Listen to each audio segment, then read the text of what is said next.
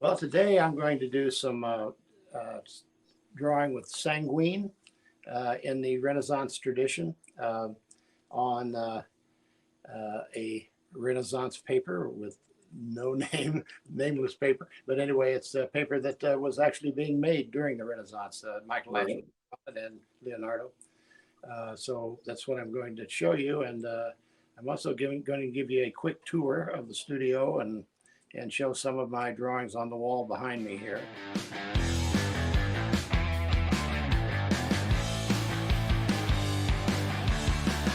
Yes, here we are in my studio again, and I'm going to give you a quick little tour around the place so you can All see right. what it's all about. Uh, this is a full working studio, teaching studio. Uh, this is a lot of my work back here. Uh, these are some of what I'm going to be teaching today. The Sanguine technique. This happens to be on a panel, but here's another one on a panel. I'm going to be working on a laid paper, tone paper. Can you explain for people who might not know what sanguine is? Would you explain that? Yeah, this is a well. I'm going to explain all the materials when I sit down to draw, but Okay. I've got several varieties of sanguine material. But it's a red chalk that they used in the Renaissance a lot, and Michelangelo used it for all of his drawings for his frescoes, and it's just a beautiful medium that I've become very fond of. So as you can see, all of the Socrates, all the usual suspects. Uh, Here's a TV. We do a lot of slide presentations at our workshop. Our little company store here. Here we have our friend with all of her like little landmarks on her hair, and we'll get a nice panoramic of the studio here, so you can kind of see.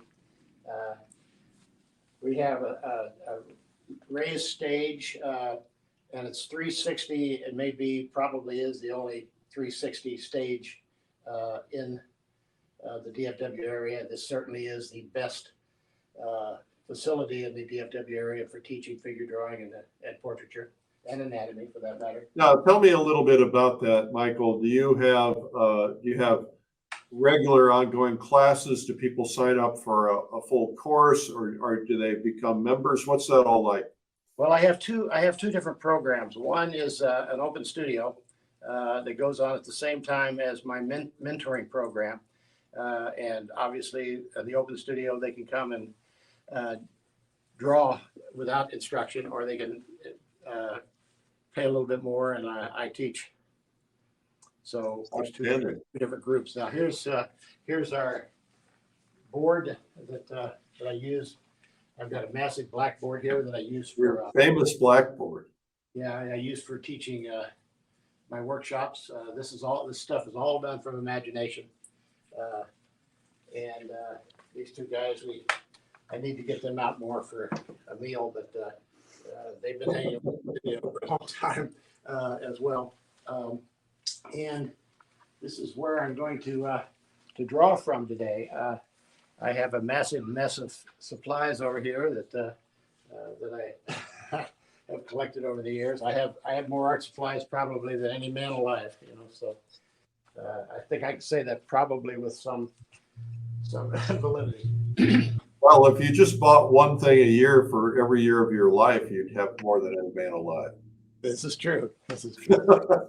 So I often draw drawings from paintings, or I do paintings from drawings.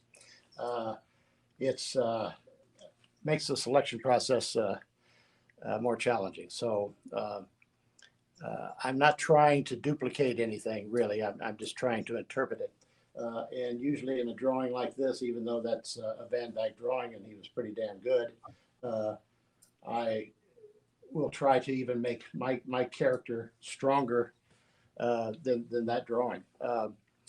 Fession is famous for really adding a lot of character to his portrait work. If you really see the people that Fetchin was actually drawing, he really emphasized, and somebody had larger ears. He overemphasize that a little bit. So didn't take away from the drawing. I mean, they're great drawings, but he just put a lot more character in it. Even Sargent put more character into his work than people realize. So let me lay my keying down here and get started. All right. I want to remind you guys that we have a Fine Art Connoisseur subscription available. If you leave a comment, and we'd like to see where you're watching from, we will sometimes call out people from all over the world who are watching. So tell us where you're watching from. A lot of people already. Now, how do people find your studio? If they're in Dallas or they want to come to Dallas and study with you, it's michaelmentler.com. Is that correct? Or is there another? There's a michaelmentler.guru. Really? Okay. That's for our newsletter. And there is a michaelmentler.com as well. Okay. And then tell me about the name of the school. What's the Society of Figurative Arts? Okay. Okay. All right. So what I've done here, this is a tone paper. And this particular company was founded in 1264. So it was around when all of these folks were around. I started out with unsharp material to lay all this in, and then I dust it down. I like this little shaving brush I use a lot to dust these down, and this creates a patina on the paper. And then I can go back in and start pulling out some lights. I start with the nose. I'm famous for saying the nose is a great place to hang a face. I didn't actually come up with that. That's something that I've graciously stolen from Charles Bragg. So you're using an eraser right now? I'm using an eraser. I use an eraser a lot as a drawing tool to pull out my lights. And you'll see how it starts to make these things very dimensional very, very quickly. And sometimes I just kind of rough up the whole area.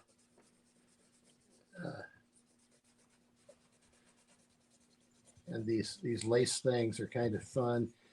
On doing this lace stuff, really, instead of trying to mimic everything that's there, what I try to do is understand how these folds are made, going back and forth. So if I were actually making them, how I would be bending these flutes around and just giving an impression of that. So. Well, there's a whole course you could take just on doing folds.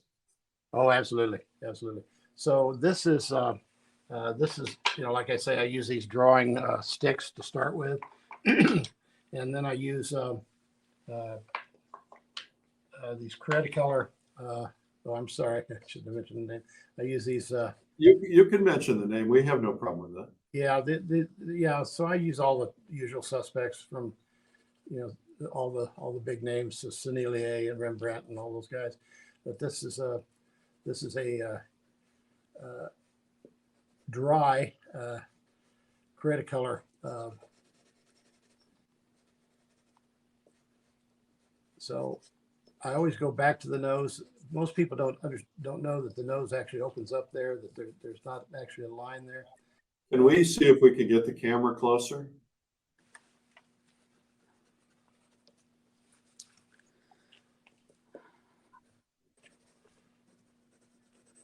I know it's tough because it's over your shoulder. That's so much easier. Yeah, thank you.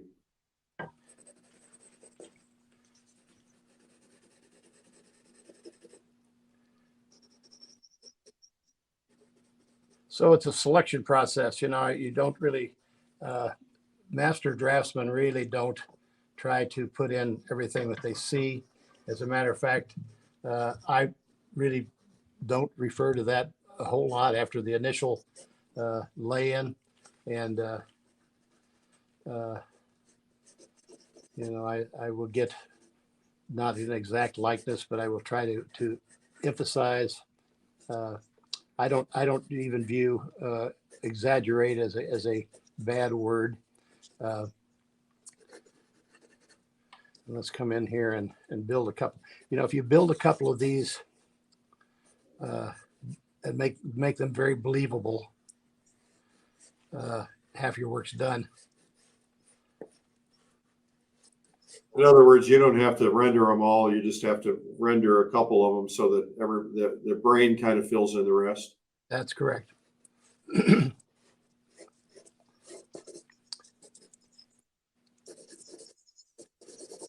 Now, talk to us about the value of copying old masters. Well, what they taught in the Renaissance workshops, you know, how Leonardo and Michelangelo learned is that they worked from their master's works. I need a drink of water here. They worked from their master's works and from other master's works that were in their master's collection. They learned what I would call aspective views of things. In other words, if they were doing a figure, they would learn from memory a dozen or so different poses. Once Michelangelo did the Sistine ceiling, the world changed, because before that, it was a very limited number of poses that these guys worked with. So each time I go through this, it adds a little bit more of the patina. You can see the kind of laid finish there. You can actually rub some of that in to the finish if you want. But the advantage of working on these laid papers, I know a lot of people these days use these straighter or smoother papers because they photograph well for Facebook and Instagram. The problem is they're not as graphic in person. So this type of paper allows you to really pull out little highlighted areas. So are you saying it's got a lot of tooth to it? Yeah, it's got a laid finish. You see this linear finish, and all the papers in the most of the papers in the Renaissance, if they were made, had this kind of a finish. So, what kind of paper is that you're using? Well, this is I'm glad you asked that, because Pierre would thank you. This is a Fabriano Roma. It's a handmade paper. It actually takes six individuals to manipulate the screens and everything to make this paper. It's rather expensive. It's not something you're going to be using it for everyday work. Well, what people don't understand about Fabriano, I had lunch with the CEO and Pierre one time, and they have 3 different lines. So they have the line that you find in most of the art stores, which is still very, very good paper. Then they have another line that's a higher level than that. Then they have all the handmade papers, which are kind of reserved for people like you who really are, looking for the very, very finest. So I wanted to show you this, and I've really carved these lines rather than trying to really do delicate lines all the time. I go back and carve these lines down. I don't really use a sharpened instrument that much, particularly in the beginning. And here I've just used the Cretacolor, but here's another chalk that I like. This one you would have to go online to find. It's called Pippo's. P-I-P-O, Pippo. This is made to mimic how Conte used to feel many years ago, but you can see it as a darker consistency. And so now I can come in and clean up some of this detail. So what I'm trying to say is I use, in painting and in drawing, I use a material that's pretty broad in the beginning. And you got to watch not to have the eyes and ears start to expand. Ears, a third of the ears in shadow coming across here. So a lot of times I would just do a linear kind of hatching in in this stuff to get this kind of tone in there. Of course, your lips have tone in them. You've got a little light coming out from there. You can find the angle of the eyes from here. I can find that top lid, and I can find this top lid over here. So there's all kinds of little systems to get this stuff working for you. People underestimate these brows, but that gives you a lot of character. Are you using a darker one now?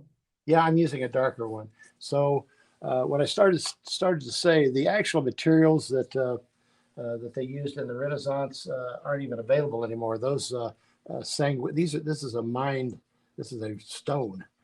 Sanguine is a mineral, and the original ones that Mike and Leo and the boys used, those have been extinct for years, and they would have several varieties of that stone, some softer, some harder, some dark, some light, and they would use, multiple elements. Now I like to break these lines with a little hatching from the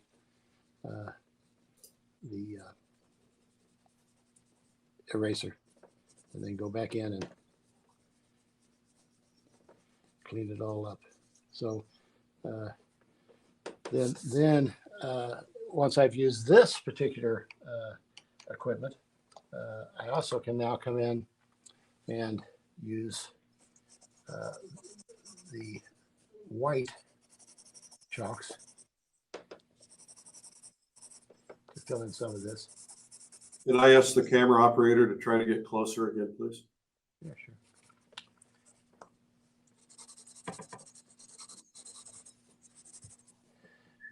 Pick up a little bit here, pick up a little bit down here.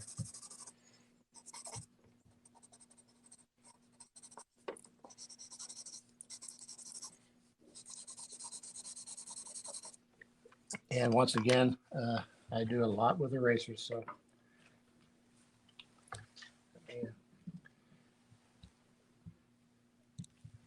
take a bunch out with a kneaded eraser. Also, there's another tool that I use, but I don't know where it went. A chamois, no. Oh, I use a chamois a lot of times to pull out value as well. As you can see, that really kind of cleans that up.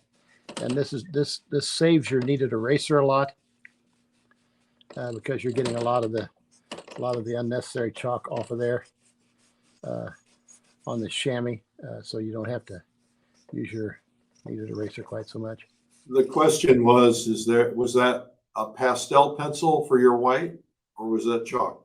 Well, that's a Create-A-Color pastel pencil.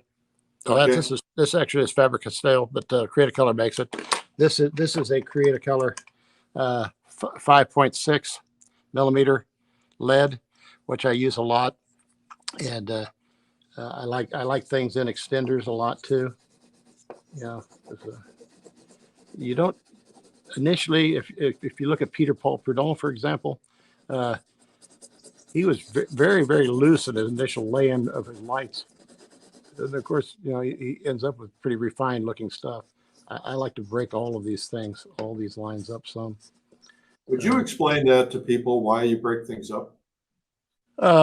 Well, I just, I don't like things to feel like they have lines around them. There's nothing in nature that actually has a line around it. So I try to, for instance, here would be a little place right here that I would probably just let that go out of frame here. And there's another little technique that's called passage that you make things go in front of things. Like here, if I wanted this to go in front of that, I would just cut out a little chunk right there. I might cut out a little piece down here to let that go in front of that. And it's just giving you dimension. I like to find little points in the drawing that can be like little accents. Sometimes I would do, the Russians all do this. I will find where this is coming across and where this corner is right here. And I would even make like a little X maybe there. find out where the corner of that mouth is, make a little X there, make a little X there, make a little X there. So I'm just kind of, I would let this lace go behind his ear with that little break. It gives you more depth, Um, so on something like this, this line belongs to his cheek. So this is going over the edge there, and there's something else. How much time I have, Eric? I want to show you a couple. Oh, you got plenty of time. Okay, so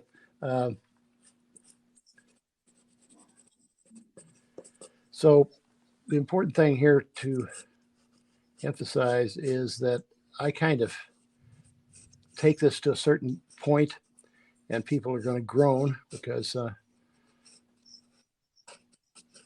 once I get some things going on here, then I would go back to my brush, take some of this stuff back,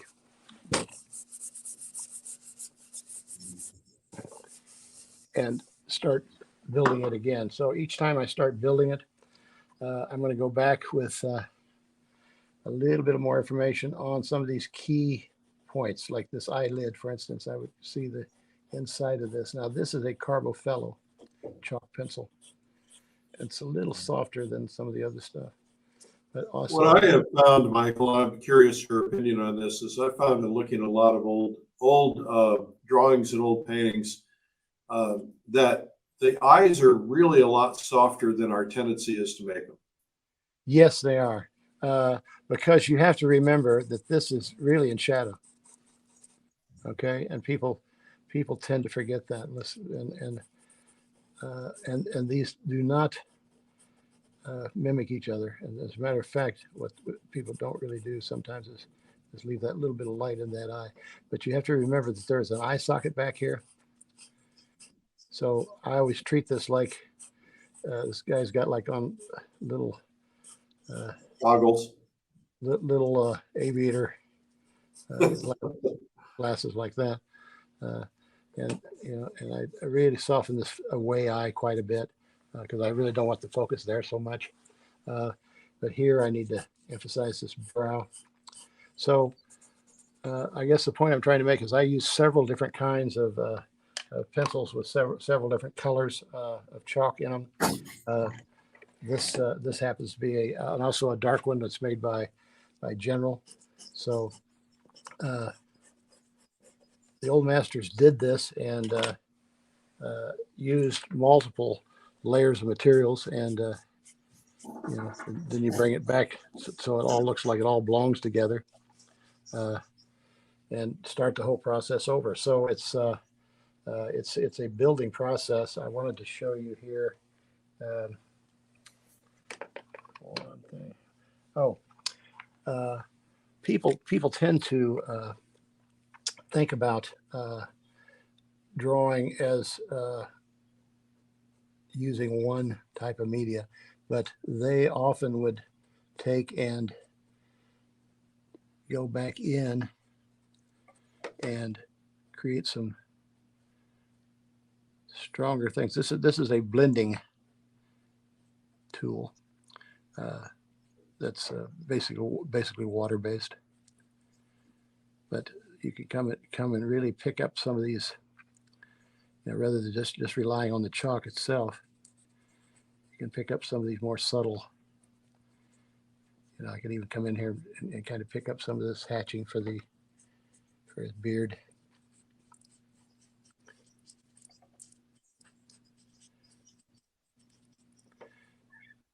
You have a fun job. Yeah.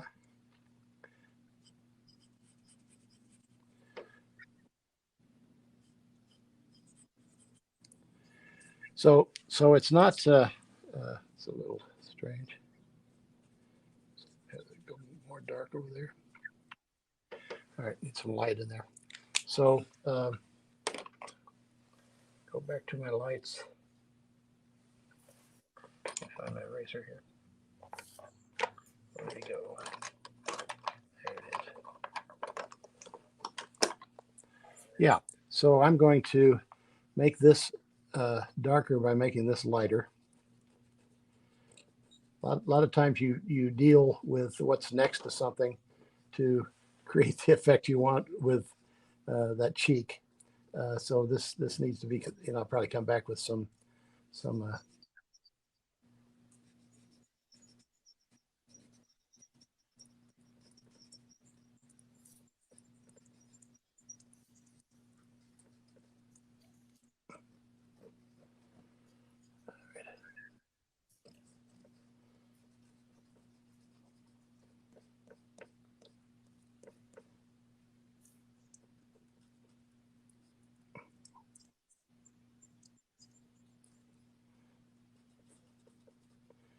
and once again, I'm back to the nose because this is really one of my key focal points.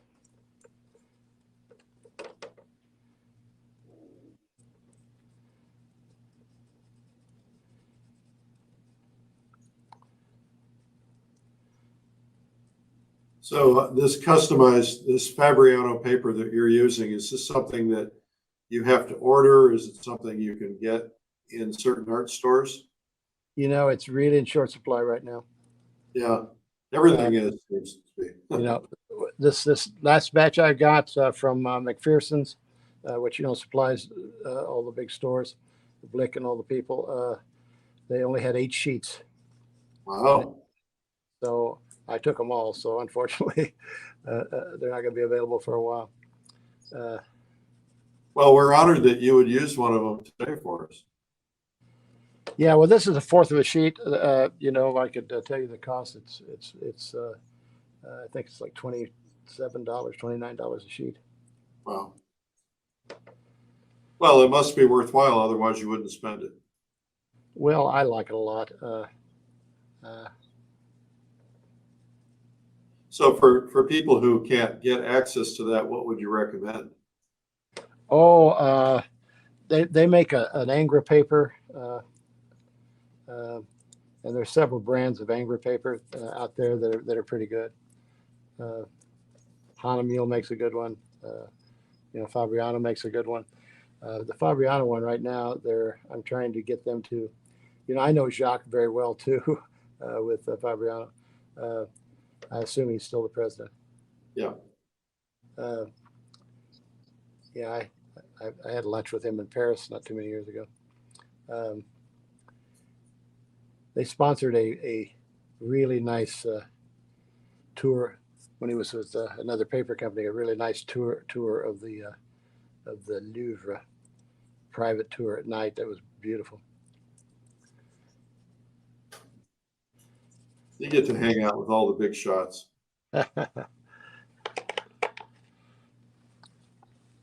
Or they get to hang out with me, one or the other. Well, that's the right attitude.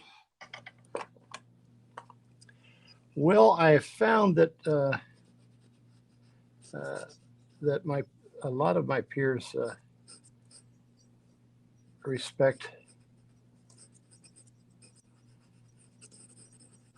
my approach. There are some that are diametrically opposed to it, but well, that's what makes the world go around. it is. It certainly is. So, once again, this is what brings it all back to the same realm. I'm going to have to break this line up over here on this side.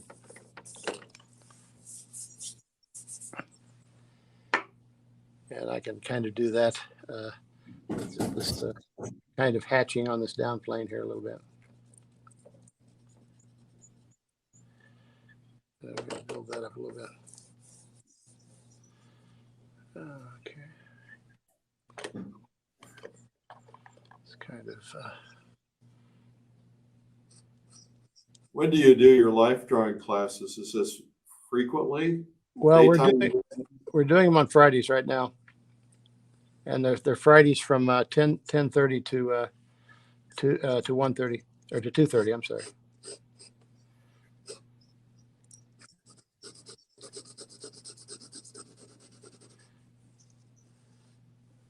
Anybody in the audience from Dallas or the Dallas area, say so in the comments.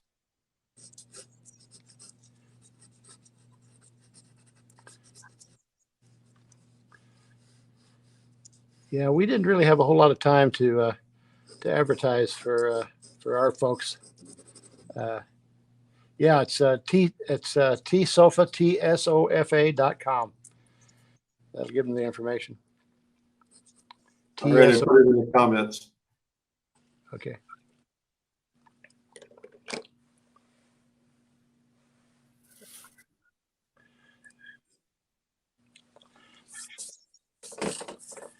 This is a shaving brush. There are all kinds of brushes that I've developed over the years. This is just a cutoff, softer kind of a brush. Uh, and all this is allowing me to do is to soften some of these harder lines that I don't want to come forward too much. And then it allows me the opportunity now to go back in and rebuild my highlights, where I want a lot of strength to come in the brow here, for instance. This I view, I often use the bathtub analogy. If you're laying in your bathtub or you're laying in the swimming pool and your head is submerged, and then you start to bring your head up out of the submerged area, then you're going to what you're going to see first is going to be your nose, your forehead, then your cheekbones. And so rather than relying too much on what I'm looking at over there, see, if I take that line out there, it's going to end here and it's going to start up back down there. So I don't really have to have it that much. So you use line where something is happening that you're fond of. And I've got another, this is something I think I bought back in the 80s. They don't make them anymore, but it's really kind of a nice little brass tool, because you have one of the Cretacolor Sanguine on one end, and then you have the white on the other end. So, yeah, I have one of those. I think actually you may have given me one. I might have, yeah. I knew I used to have another one.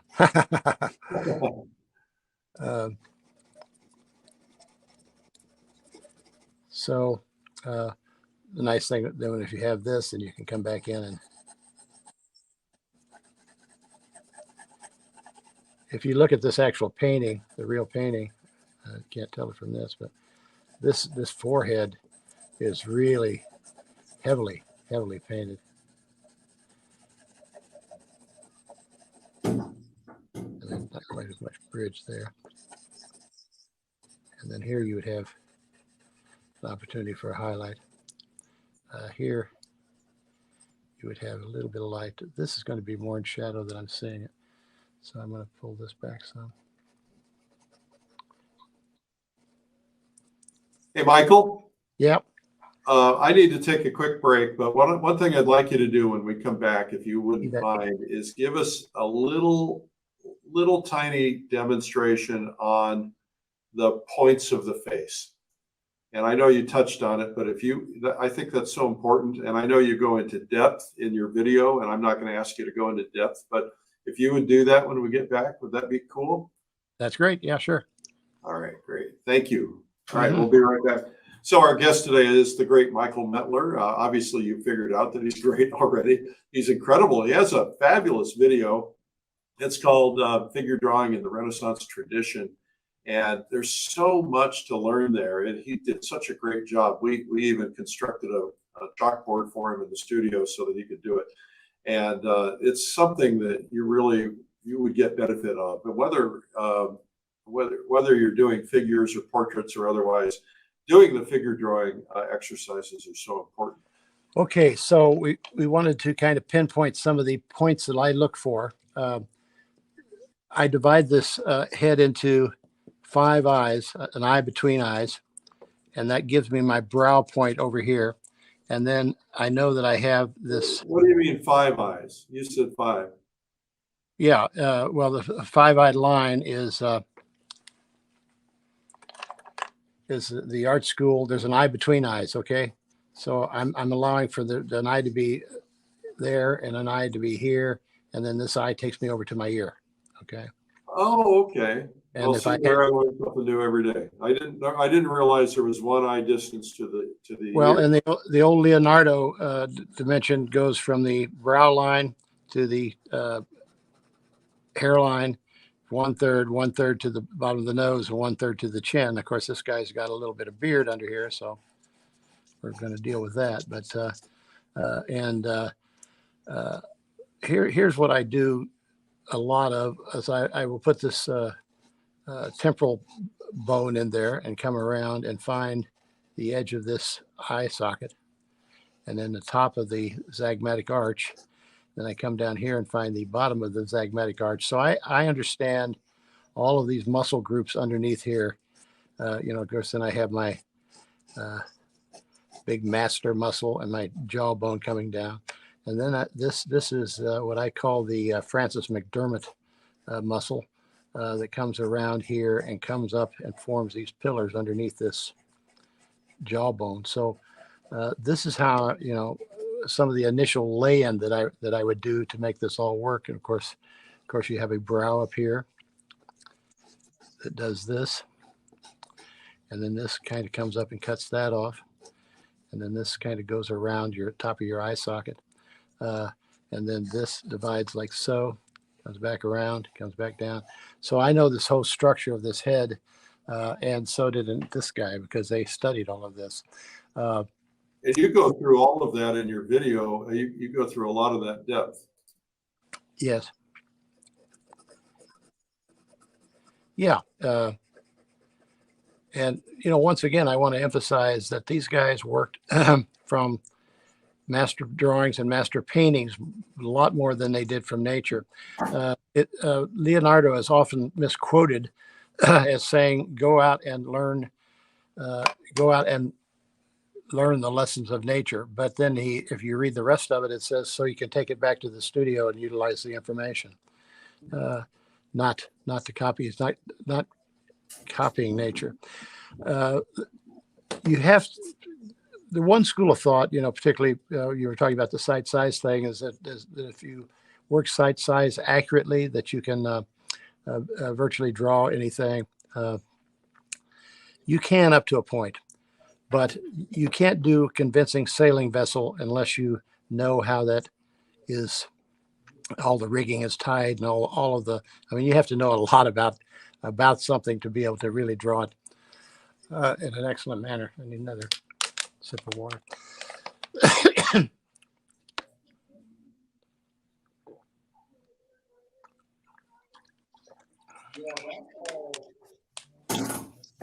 So, yeah, I like to take some of these areas and just randomly hatch through them. A lot of times I would do this with just the eyes and take them back and soften them.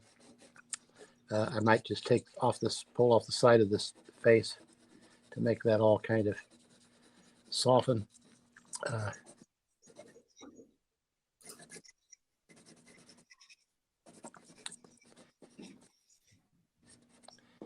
So I hope this is helpful on some of how I work. Michael, Angie Carter Coleman in the comments in Dallas for a few months so I can go to his school. Probably be the best investment you could possibly make, Angie.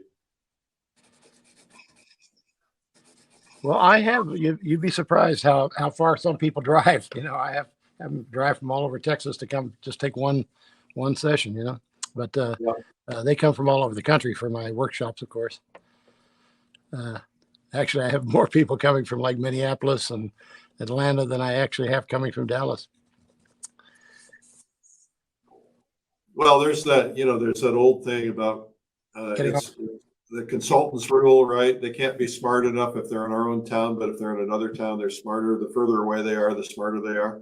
Yeah, I know people that don't buy any art in Dallas, but they buy Dallas artists in New York. It's bizarre. Same thing. Yeah, it's the same thing. Can you please tell what kind of erasers you're using other than the kneaded eraser? Well, this one is interesting. I happen to like it because it doesn't leave much residue, and it's a boxy eraser, and it comes square. But you see, you keep cutting it off with an X-Acto knife, and I really like this eraser better than the kneaded eraser, because the kneaded eraser, after a time, will pick up your, um, the oil in your hands. So, Right. and of course, these white guys. I mean, I just happen to like the black ones because that looks dirty. So you think, I just like the black ones because they seem to work better. But once again, I do this kind of weird thing where I will go through and Well, it makes it gives it energy when you do that. well, it builds some patina to it, Yeah. and I'm allowing forms to move out of other forms. I'm sorry. No, that's okay. You're talking a lot. But it is this kind of a layering process that you're building this up kind of gradually. And this again is the Pippo stuff, which is darker. I'm not doing it today, but a lot of people buy the Create-A-Color sets, and they have dry and oil-based chalks in them, and they will usually just use the dry chalks, but I don't happen to have one available here, but now you want to make sure that ear overlaps the back of that head right there, because those overlaps are what gives you the dimension. And then here's what I'm calling the passage, or passage, as we say in Texas. This kind of lets that go out over that back edge a little bit. And here I would find that cheekbone, and I might have create a little bit of a Terminator line going back into there.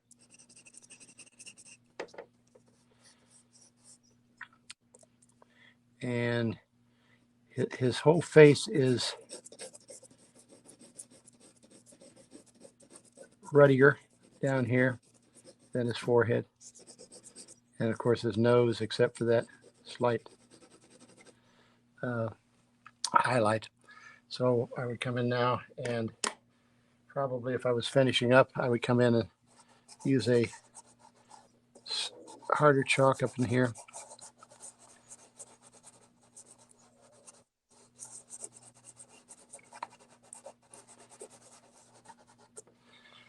That's a little too creamy.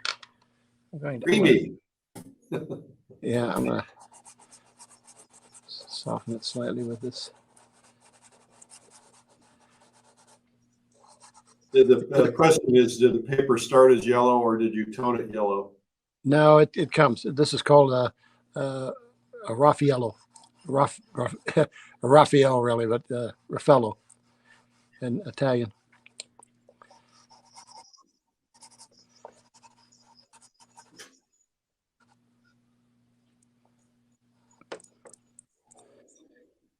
These little guys are from Rembrandt, and they're like little micro sets, and they come in various grays, and and so you can still kind of feel like this is in the range. What you're gonna do? Family color. Awesome. Well, Michael, why don't you come back on camera? I know there's a lot more you could do, but come back on camera so everybody can meet you if they didn't see you. Sure. The question was, do you ever use an electrical eraser? I have some. I haven't used them lately, but I do have a couple of them at home. This is just one of my studios. Well, Michael, thank you so much for being on today. I think we learned a lot. I know I did, and it was fun to see that come together and see how you, how all the different things you did to it to kind of mess with it and give it that texture and that energy and that feel. So thank you so much. I'm looking forward to Realism Live. Have you got any idea what you're going to teach on Realism Live? Yes, on Realism Live, what I'm going to do is, oh, you want me to look up? on Realism Live, what I'm going to do is I'm going to do a velatura. It's actually, I'm going to start with some of the Sanguine materials, but I'm going to work on a panel, a very, very smooth linen panel. And a velatura, I start out with the Sanguine, and then I build it up into it's really a way to do a monochromatic painting, but you're just using the one color, and then the one color plus white, and it's all going on directly on the canvas. And it's like the little one I picked up at the very beginning that I held up when we were doing the tour. But I'm going to do one, considerably larger than that. And I would do that from the beginning, so you can see the whole, obviously my whole system structure. Okay, terrific. Well, thank you so much for being here today. I want to encourage everybody to look through the comments for Michael's websites and the school and all the different things that he's got going on, and also check out that video, which is just fabulous, Michael. Thank you for doing that. We really appreciate it. Okay. Thanks for being on today, and thumbs up and applause for Michael Mentler, and get to Dallas and go to one of his workshops. I think you'll get a lot out of it. I know I would. I might just do that, Michael. Might see you up there soon. Great. Love to have you.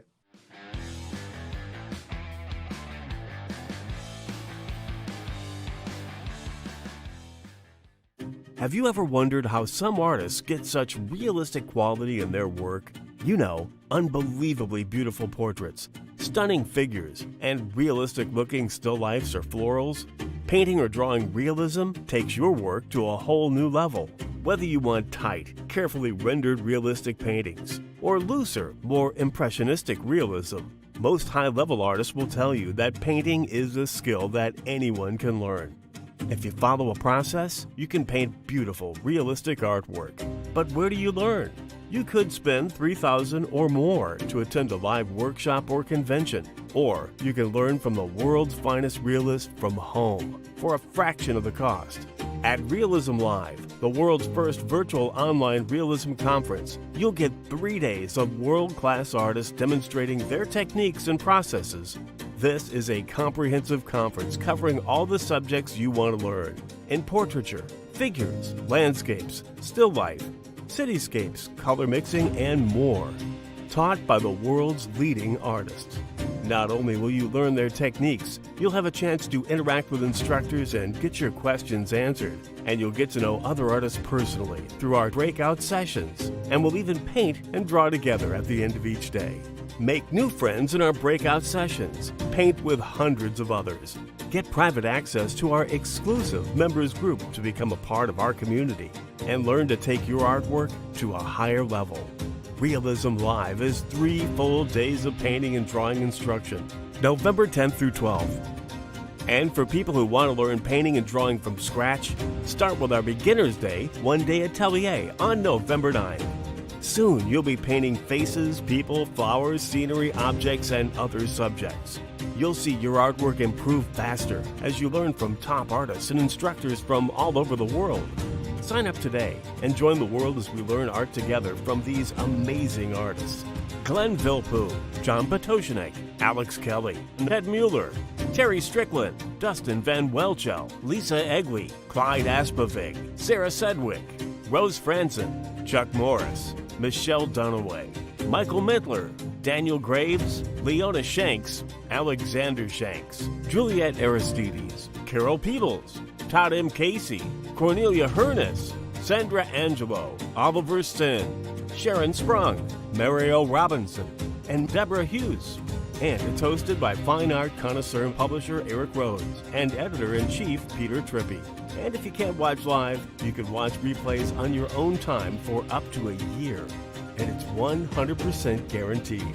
You'll be pleasantly surprised to realize just how much you can learn in such a short time. Realism Live, from the publishers of Fine Art Connoisseur magazine. Sign up today to reserve your seat now